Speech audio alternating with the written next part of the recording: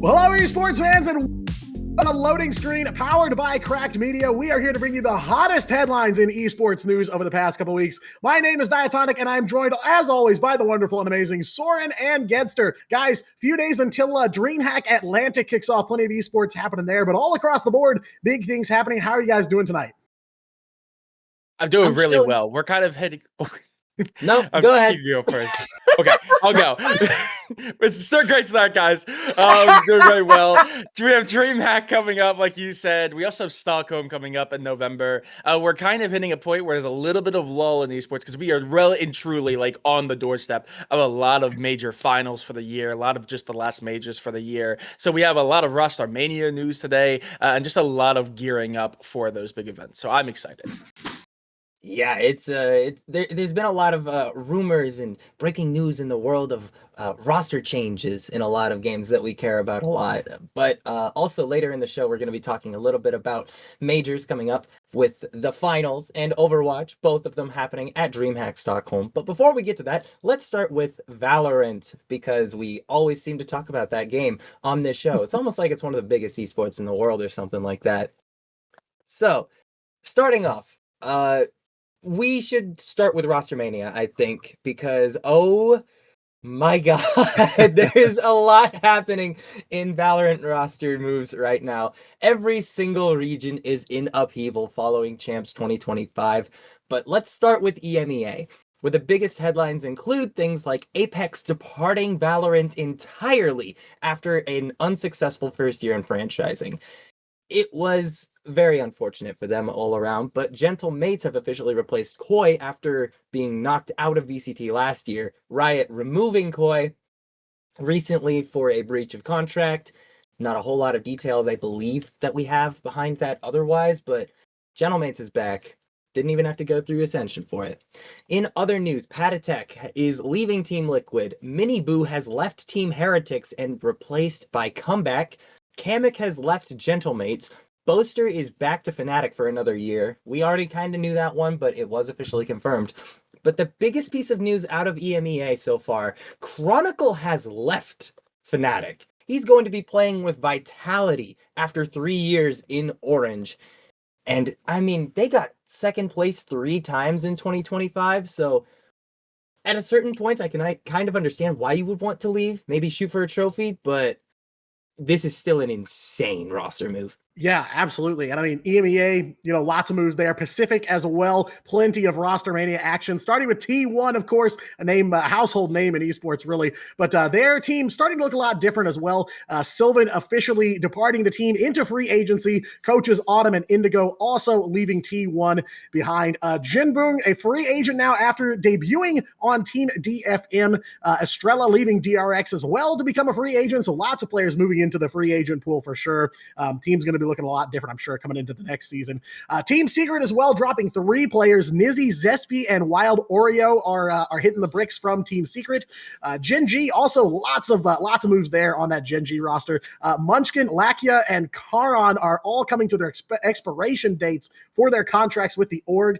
Coach Perry did as well. And then HSK, Solo, and Texture all had their contracts expire, but they have since renewed. So a lot of, interestingly, letting a lot of players hit that expiration date rather than letting them negotiate. Now that free agent pool going to be a lot bigger, so I'm sure there's going to be some teams gunning for some of that talent going into next year. Yeah, absolutely. And to kind of round it out in Americas, I mean, the 3 really big pieces of news that come out of them are obviously the fact that Bang has been confirmed to be leaving Sentinels, which is already insane. Crazy. But Zekken as well, I believe, is running out of contract. So he is being rumored to be leaving, and we'll talk about where he may be going later because it's absolutely insane. And then, of course, Sam retiring at the Pinnacle, winning champions just a couple weeks ago, and has officially announced that they are going to be retiring from competitive play. Massive congratulations to him and his career. Obviously, there's really nothing better to do. You win your champion, you get that major finally, you go out on a high. Besides that, EG has officially allowed Derek and Icy to explore options outside of the team as the org looks to be completely rebuilding. I'll give you a little bit of a hint. That's going to be a very common theme for the rest of this region. A lot of rebuilding. Leviathan has released Com, Okanos, and Tex, as well as two of their coaches, Desmond and Mikol. Sorry if I messed up that name. MIBR has dropped both of Cortesia and Artisan, and is rumored to be fielding a roster of Aspas, Verno, Zekken, Mazzino, and Tex, which is absolutely filthy of a roster. People are already talking about super teams, and it hasn't even been confirmed yet. Nope. Yeah, just absolutely insane from MIBR. If that, I can't even. And then the 100 Thieves also going through the rebuild. They announced that essentially the entire roster and the entire coaching staff was put into restricted free agency a couple of weeks ago. But since then, we have confirmed that Boostio, Kess, who was picked up right before, I think, last chance qualifiers, so only been with the team for about a month or two, and also Zix, who's been the coach for, I think, 2 or 3 years now, they have all officially departed the team. They are looking apparently to re-sign Asuna and Cryo, but right now the rumor is that they're going to be picking up Tamino and Vora from TSM fame, who were actively competing in Ascension when this rumor came out. I will say, we'll talk about it later, I do not think they won Ascension, so I don't know if that will be an issue, but those two are rumored to be being picked up, and they're also they are trialing, that's the word, Okanos, Bang, and Xander for that final spot on the Smokes. So a lot of news around 100 Thieves and what their roster could look like. And that's pretty much it for the Rostermania. Obviously, there's a lot more there, but we're genuinely expecting a lot of chopping and changing of teams, because 2026 is actually the year in which Riot is going to be reassessing everyone's contracts. So all the teams that have been performing pretty low or haven't had a lot of peaks over the last couple of years of franchising, all of them are now scrambling around going, we need to put a roster together so they can get some success under their belt. So Riot doesn't look down on them and go, is it worth having them in the league still? Because that is a genuine consideration, especially after Koi's already been removed earlier this year. Yeah, there's been a lot of turbulence in that regard as well. A lot of organizations are probably going to get the axe from franchising in the near future. And it's kind of unfortunate, but I mean, to correct you a little bit here, Ascension is done for Americas at this point. So TSM did not end up winning. You were correct. They made it to the finals, but lost to Envy. So very exciting. Envy is going to be in franchising within like a year of coming back as an organization. Yeah.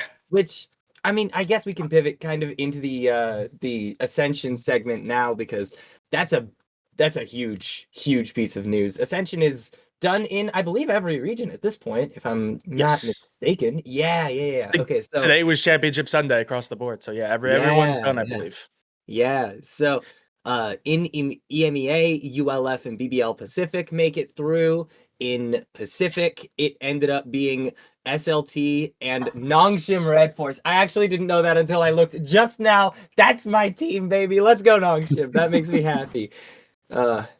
That is awesome. And then a few weeks ago, not a few weeks ago, but it was earlier that China ended, but it was DragonRanger Gaming who managed to hold on to their spot in franchising after, I believe they made one of the international lands last year. I don't remember off the top of my head which one it was. They made the champions. Oh, was it champions? You're right. They totally went from champions to fighting for this spot in Ascension again. You're totally right. They did go. They crashed out. They did not do very good, but they did make it to champions at least.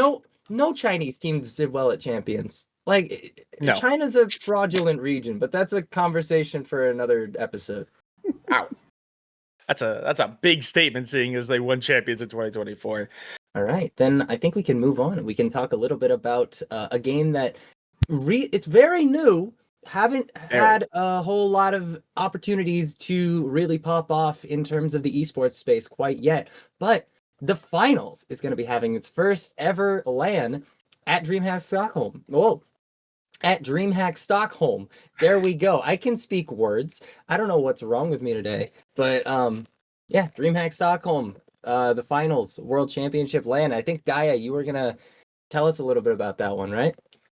Yeah, so I kind of got connected to the finals through a team called Fire Strays. They've got a Marvel Rivals roster as well, so I've been a little close to them. But so the finals, not necessarily the newest game. It did drop back in December of 2023, so just about 2 years old now. Long ago?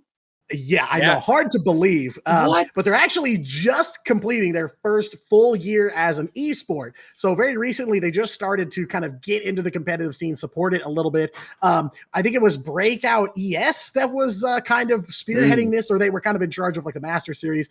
But in April of 2025, an org called Pro Hub started to run some events. They're still running things even now, but that was kind of what kicked off interest in the finals as an esport. So the game kind of went from no esports scene to having a roster of big name orgs competing in this grand major happening at DreamHack Stockholm. You got names like Nightmare, Envy, Fnatic, Gen G, Team Secret. These have all hopped into the game within the last year or so. So insane growth. Not only that, but they've got the whole team skin thing going for them. If you want to, support your favorite team in game, you can get some gun skins and some character skins for that as well. So big support for their esports scene. So here, in a few short weeks, Embark Studio, that kind of is in charge of the game, the creators of the finals, they're going to be holding that event at DreamHack Stockholm, and it is the first official LAN for the finals. So they're first kind of ending their first real season of competition. So for that, they had 32 teams that qualified through closed quals after 4 sets of open qualifiers, 2 of which being for NA, 2 of them being for EU. And then the top 8 from each of those regions lock in the spot for that grand major tournament. So they're going to be competing for a part of that $100,000 prize pool with all those teams we mentioned before, but even more, more orgs for you. TSM, Space Station Gaming, DragonRanger Gaming, and there's even more names in there, maybe some smaller ones you recognize too. But so yeah, that is going to be at DreamHack Stockholm here on the 28th of November and the 29th. So yeah, I mean, it's kind of insane. I've watched a bit of those qualifiers, especially, catching up, seeing what Fire Strays was up to there. But very interesting to see, it's a very hectic, very chaotic game, fully destructible environment. So you can be fighting somebody 5 stories up in a building and all of a sudden you're in the basement. So, makes for a very interesting spectator esport for sure. I think it's time to move on a little bit here. We're actually on pace to make this a pretty time-efficient episode. Let's talk about League of Legends! Woo! Another game you hate to solo queue. Let's go. Well, I've never solo I almost quit the game because I tried solo queuing it. Let's go. Good thing I stick to ARAM. Let's go. Let's go. Anyway. That's that and TFT is the only reason I'm still here. Mm-hmm. But yes, the headline, I wrote it. Don't hate me here. Nearest airport, otherwise known as NA, otherwise known as North America, crash out of worlds as Apeks sends a roster to the quarters for the first time in history. We always joke about it. Nearest airport is a meme that has been in so many different esports, and we are not helping ourselves this year. We really are not. As all North American representation, and I think all American, because also LTA, I believe all American representation has been sent home. Did not even make it out of the Swiss stage this year. Prior to the Swiss stage, because I think this is the first time we're actually talking about Worlds since it's begun. Swiss stage has officially wrapped. Prior to that, though, there was one singular game of best of 5 for play-ins this year. It was T1 and not Space Station Gaming, excuse me, Samsung Gaming, different SSG. They had to compete in the best of 5. It was IG. It was Invictus, wasn't it? Am I going crazy? It was Invictus because it was the 4th seed from China. You're right. It was Invictus. That was me. I think that's me. My bad. I wrote that piece. No worries. It is Invictus. Thank you for catching me on that. It was Invictus. They had to compete in a single best of 5. Losers get eliminated before they even really get a chance to settle into their hotel rooms. Faker and T1 came out swinging after a strong 4-game series that they took the win, locking in Swiss stage for the reigning champions. So they did not get knocked out immediately. Yes, T1 are the 4th seed again this year. They were the first ever 4th seed to win last year. Notably, they look a little bit worse this year. So we'll have to see how that goes on. However, the primary story right now is the North American woes, as all American representation has been knocked out. FlyQuest right now is getting absolutely toasted on every timeline available. They relatively had a pretty easy schedule. And I mean, I believe they had all all Eastern competition except for T1, and they still lose the T1, G2, and CFO, which is massive news I'll get to. T1 is Eastern. But what are we talking about? Mike, I'm so sorry. I'm going crazy right now. I had all Western competition except for T1. I'm So sorry, I'm losing it today, guys. It's okay, man. It's But okay. yeah, T1 really they're their toughest challenge, and they do lose the T1, which was expected, but losing the G2 and then losing the CFO, which is the biggest thing. CFO, We're Vietnamese and the also team from Eastern, the by the way. they're APAC. When people when League fans that talk about Eastern, they don't mention APAC. APAC is seen as a much smaller region. I'm doing my best out here, okay? I wrote this yesterday. I'm Listen, I'm doing here my to make best. fun of you. I'm here to make fun of you. It's all good. There's not enough 100 Thieves news. I have to freak out somewhere else. But CFO coming in from APAC, they have never had a team make it to quarters, that entire region. CFO beat Fnatic, T1, and FlyQuest as the giant killers to be the first team to do so. That is absolutely insane. That being said, their first round in the quarters is going to be KT Rolster, which is very unfortunate. That is an Yeah. incredibly good team, and the people are already talking about how that's going to be a bit of a squash. But we'll have to wait and see. It's been said before. But FlyQuest really getting a lot of heat, not winning, and really just not looking good. They also, after their final game where they lost the CFO, the final group picture as they bowed and left the stage, some of the body language looked a little bit hostile towards each other, which is fueling rumors that this roster, which has lifted 4 domestic titles, is going to be blowing up in the relatively near future once this offseason really starts. So that is some sad news, but FlyQuest really looking rough this time around. And while it's also another big talking point from NA, very different vibes. 100 Thieves. They have their final heist. They are officially out of the league scene, having lost in the Swiss stage. But it was a noble attempt. The final heist, it was not successful. They did not get what they came to steal, but man, it was at least an entertaining show. They down BLG from the LPL, the China region, which is absolutely insane. I saw people talking online about how this game was going to be a hydrogen bomb versus a coughing baby, and somehow the coughing baby won. But then after that really strong win, they proceed to get what may have been the most difficult run of games in the Swiss stage for any Western team in, world history. Immediately getting drawn into Top Esports, which is another LPL team, so a team they're not expected to win. Then Hanwha Life, which I believe is the first seed or the second seed coming out of Korea. And then T1, who also, just to give you an idea of how bad T1 are looking right now compared to last year, whoever lost this was going to be knocked out. Faker's chances of going to quarters was based on their performance against 100 Thieves, which I think is insane. But obviously Faker is Faker, and the world's buff, comes into a factor, and they kind of blew 100 Thieves out. But overall, all the games were fun. 100 Thieves actually notably looked really good. Massive shout out to Dokla and Quid. Yes. Those two particular put in some amazing performances and made some of the best players in the world, including some multi-time world champions, look not just human, but very beatable. So massive shout out to them. 100 Thieves, this is their final worlds. This is their final event for the league scene. There's a lot of sadness in the scene, but don't be sad that it's over. Be sad that it's happened. But a lot of people are also a little upset. Yeah, but it's also a lot of people are raising questions because they're saying if 100 Thieves get even remotely an easier run, or if they get FlyQuest's run, what is the difference? Because we could be seeing 100 Thieves extending that final heist into quarters, looking to steal some games off some big teams. But it's just not going to happen this time around. But as quarters loom in the distance, the landscape is looking pretty close to what you would expect. 6 Eastern teams out of the LPL and the LCK. Notably low on China this year. Only 2 teams from China make it to the quarterfinals.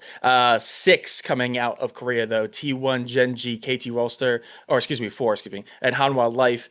Meanwhile, Top Esports and anyone's Legend coming out of the LPL, while just G2 make it from the West, and obviously CFO make their debut in the quarters from the APAC region. Also, just to kind of round out the league news, the LEC League of Legends EMEA Tier 1 League is teasing major format changes for the 2026, including the inclusion of ERL teams, spring and summer format standardization, LEC versus replacing the winter split and more. So a lot of changes over the LEC. There's also some news about Los Ratones possibly being teased about joining. That's causing a lot of controversy.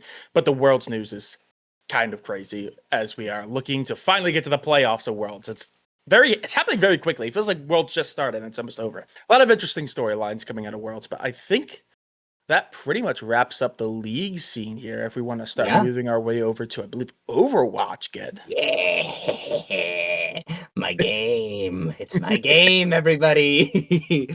Yeah, okay. So, Overwatch, everyone. We've already talked a little bit in previous weeks about DreamHack Stockholm, and we talked about China because they were the first region to officially confirm what teams that they would be sending to the World Finals. We talked a little bit about Korea because they had their domestic playoffs, but that didn't actually send anyone to the World Finals. It just qualified people for the actual bracket that would send people to World Finals because Korea is run by strange people.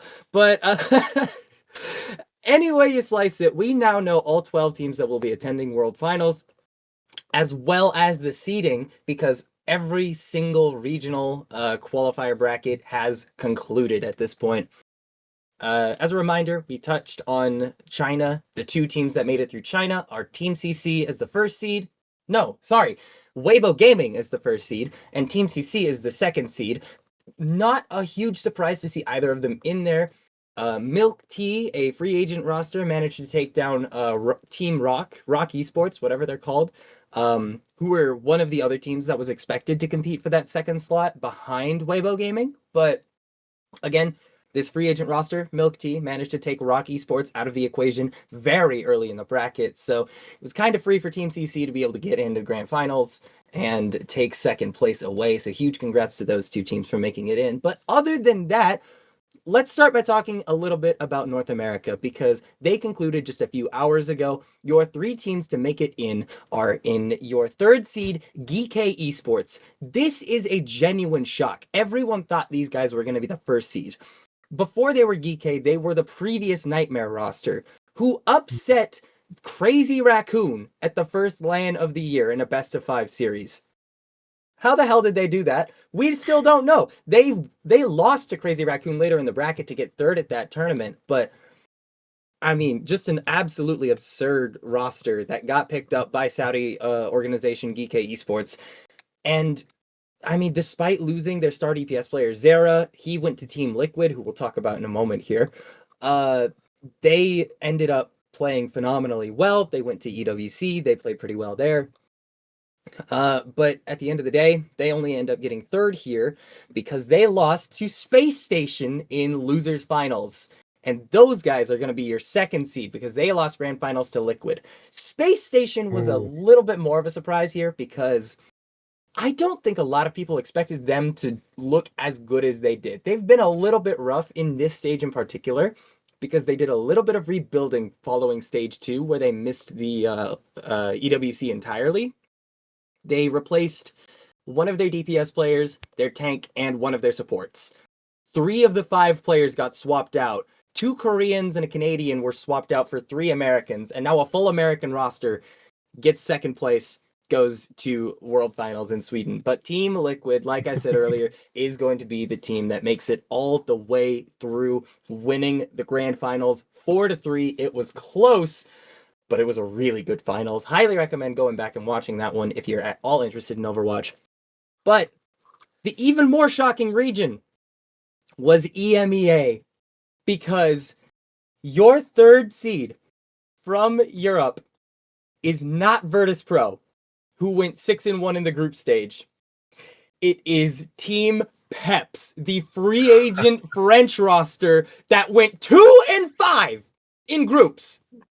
And they still make it into playoffs, and they make it to LAN.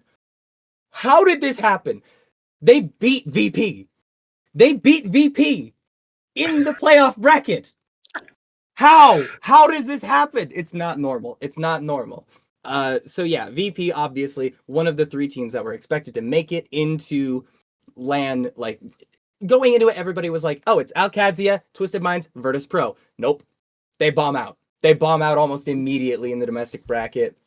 losing to the French roster in, I believe it was a 5-map series, but don't remember off the top of my head. Yeah, it was tough. They ended up actually sweeping Gen G in the qualifying match. Gen G also went 2-5 in the group stage. It was a very weird stage for EMEA that both of the 2-5 teams were the ones competing for a spot at the World Finals. But yeah. And of course, the two teams that made it in over PEPs ended up being Twisted Minds and Al-Qadsia, the two Saudi-owned organizations that have been kind of on top of EMEA for quite some time now. So congratulations to them for a job well done. And now Korea. Korea is weird because, again, they had a 6-team bracket called the Road to World Finals that didn't need to happen, in my personal opinion. But the teams that make it out of there are fairly predictable. Third seed is T1. Yeah, makes a lot of sense. They're a good team, but they don't quite stack up to the top two. And we all know the top two, if you know anything about Overwatch, it's Falcons in second, and it's Crazy Raccoon in first. Go watch that finals. 4-3, Crazy Raccoon barely wins it out in the very end after being down 3-1. Absurd finals. Highly recommend. And the last team to make it in was one of the teams in the Japan versus Pacific Road to World Finals matchup. It ended up being Japan, their very own Varel, who wins over Nosebleed Esports coming out of Pacific. So yeah, that's all of our teams that are in. We know the exact seeding. We know the exact matchups. Obviously it's taking place at DreamHack Stockholm, but there's going to be a couple of matches played in studio for a few days before DreamHack officially kicks off, which I will probably be watching while I am flying over the Atlantic Ocean. Nice. All right. Well, with Overwatch, I think mostly out of the way, I'll take us into our very last story. Let's talk about some Counter-Strike. Not going to talk about Counter-Strike tournaments today. We're going to talk about the other world of Counter-Strike, the world of skins and the Steam marketplace. Now, if you followed Counter-Strike skins for a while, and there's a whole meta for this thing, it can get really deep and confusing. But Valve has worked to try and taper off the skin market a little bit now and then. Gambling with skins has been a huge problem in Counter-Strike for a long time. They introduced some trade restrictions. Now, when you get an item, you have a limited amount of time before you're allowed to trade that. But now, in the next change, the big change to the CS2 market now is that Valve is introducing a new update that will allow players to do a trade-up contract where you trade 10 weapons of the same grade to upgrade to one item of the next grade. Now you can trade in 10 red weapons to receive a knife. If you know anything about Counter-Strike, the knives are where the money is at. We're talking hundreds, thousands of dollars. There's people on Twitter saying, I was going to buy my dad a car with this knife that I've been wanting to get, but now the market has dropped so drastically, I can't do that anymore. So these changes took place just a few days ago, and since those changes have come into place, $2 billion has vanished from the skin market. $2 billion. That's billion with a B. $2 billion of the skin market gone. Overnight, almost a couple nights, now settling at around 4 billion total floating around in the market as of the 26th. So the highest rarity items in the game have tapered off pretty heavily in price, and a couple of grades lower have been going up because now people are trading up from a couple of grades down up to try and get a knife.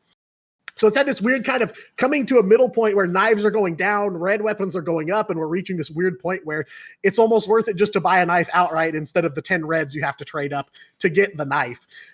So now finally, as of the recording of this episode, we're getting some stability in the marketplace.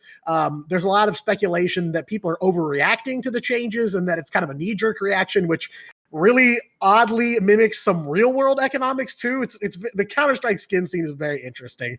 But then also on top of all that, there's a new mode being added to Counter-Strike called Retake, which even I didn't know about until we wrote this story to put it in here because of the skin changes. So there's real, there's a lot of people who are pulling out of the game completely because the skin market changes. I've seen some competitive players saying that they're going to drop out because of the skin market. So, if you weren't aware of how integral the skin game is to Counter-Strike, now you know. And it's kind of crazy to hear about that much money in basically what are microtransactions in a video game. It's absolutely insane. All right, I could start with some of the miscellaneous Let's stuff do it. because There you go. I actually have fresh off the presses news. By the way, Ooh. it's not great news. It's going to be sad a little bit, so don't Oh. get that excited. The first and one of the biggest headlines in esports right now, Formal has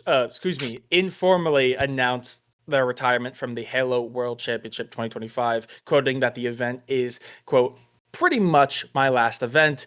I will say it has officially concluded. Optic came second. They did not lift the trophy. They fell to Shopify Rebellion, and he did put out a tweet. There's no official confirmation, but the last line of the tweet is not really sure what's around the corner for me, but I just wanted to say thank you for the support throughout these 4 years. It truly made a difference. GG's and congrats to Shopify. So a little bit of sad news. That is probably the end to one of the most prolific esports player in the entire world. Obviously, a multi-time world champion and major champion with both Call of Duty and Halo, especially. So, very sad day in the scene, but massive congratulations. You cannot say that he is not going out on a high and that he does not serve all the props. And congratulations. So, massive congratulations to him and enjoy your retirement, Formal. Yeah. After Legend. that, Actual legend. Yeah, absolutely a legend. Greatest of all time, GOAT. But beyond that, Overactive Media has officially rebranded its Call of Duty League franchise from Toronto Ultra to Toronto Koi. With this change, the 2026 CDL is the first season of the CDL where none of the original franchise names from the first season exist anymore. This also follows the prior announcement of G2 Esports rebranding to G2 Minnesota.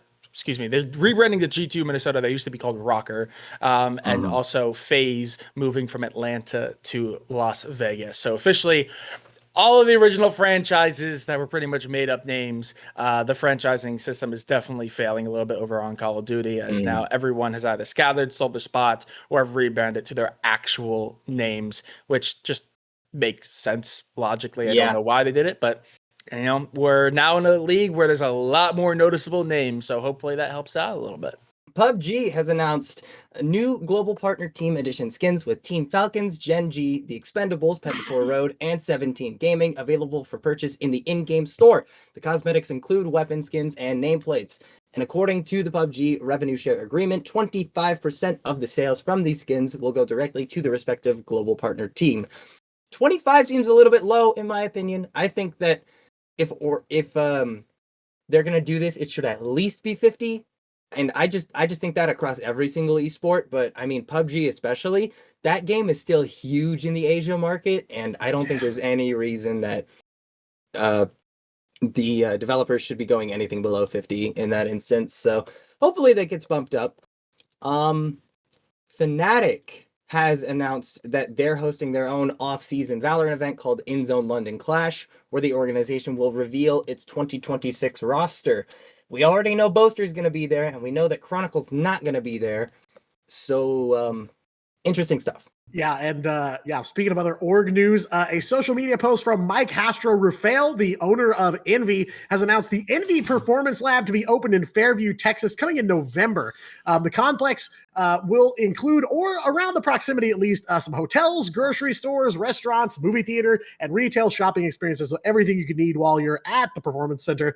The lab will also be available for single-day rentals and is located directly across the street from the Allen Event Center that's hosted some larger esports events like the League of Legends NA Championships. So pretty big. I've seen some of the mock-ups of it. I've seen a little bit of news around it, and yeah, looking pretty nice. Big moves from Envy for sure. At the end of the year here, I mean, beautiful performance center coming from them very, very soon.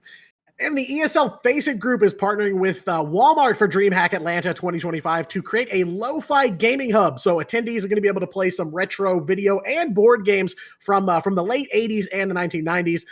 Plenty of opportunities to earn some free stuff too while you're there. So Soren, we will maybe have to hit that up for sure. Yeah, absolutely, we will. As well, just a small comment about the Envy Performance Lab. They've already been releasing videos on how it looks and what's going on over there, and it looks amazing. So you'll definitely want to go check it out. I think it's just on the MV channel, so go look there if you're interested at all, which you should be. Besides that, following the recent wave of world-leading organizations partnering with universities, Gen G has secured a partnership with 13 universities in the U.S. to be part of its Practicum Abroad program, where enthusiasts are mentored by industry professionals during a trip to Seoul, South Korea. And as well, the first ever VALORANT mobile esports LAN event in China has crowned Ace Prime Core as champions, defeating EDG, or Edward Gaming, 3-1 in a convincing fashion. This LAN features a prize pool of around 31,000 British pounds or 300,000 Chinese yuan. Sorry if I messed up that pronunciation. This is one of the 4 pathways to a national finals at the end of the year, which will have a $309,000 prize pool, British pounds, of course, or $418,000 USD prize pool. So a lot of money to be earned over there. We have first looks at the ESL Pro Tour 2028 for Counter-Strike 2, with 6 unnamed events spread out throughout 2028 following Valve's new tournament operation requirements, where tournaments taking place after December 31st, 2026 must be announced at least 22 months prior to the beginning of the tournament.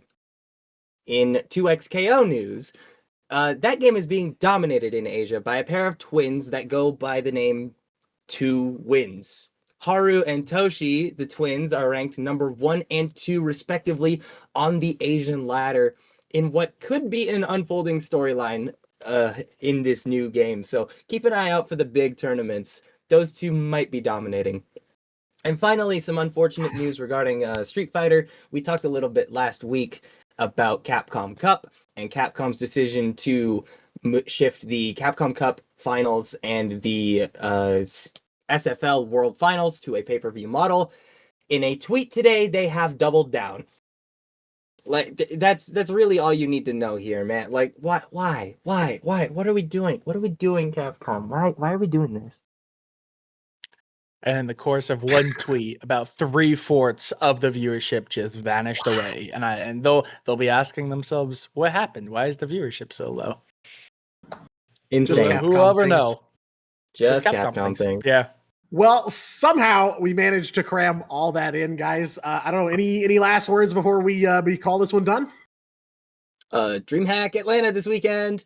Marvel Rivals Ignite. World Finals. It's gonna be lit. Tune in. Go Thieves. And go CR. Go Thieves! You know what? Yeah, you could have said about that. That's the only thing. Go Thieves! Let's go! We're taking the trophy this time. I need to be there to see them lift the trophy. I need to be there. I need to. It would be fire. It would be fire. It will be the biggest crash out the next loading screen if they lose. just saying. Expect it. If they crash next out, week, just next week is gonna be so funny. I'm very excited. Yeah. Well, we will be back with all of the Marvel Rivals Ignite news you could want and all of the other headlines from the esports world in just a couple more weeks. But thank you so much for joining me and all of us here at the Loading Screen. Thank you so much to Crack Media and our production team for bringing this episode to you. I've been Diatonic. They have been Soren and Genster, and we will see you on the next Loading Screen.